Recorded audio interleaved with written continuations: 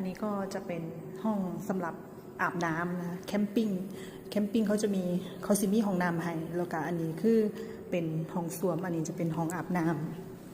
ำห้องอาบน้ำ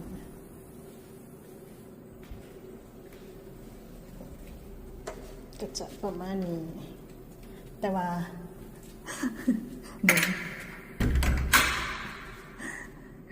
เห็นสอดข้างนอกเด้อประตูมีไว้เพื่อ แบบมีเพื่อโอ้ยข้างล่างแบบใหญ่มากแล้วมองสอดเบิดเลยเด้ดิส่วนหลายของน้ำก็จะเป็นแบบนี้ล่ะคือบ่ค่อยมิดชิดปานใด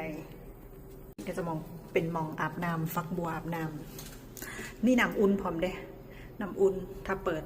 ถ้าหมุนมาทางนี้ก็จะเป็นน้ำอุ่นทางนี้ก็จะเป็นน้ำเย็น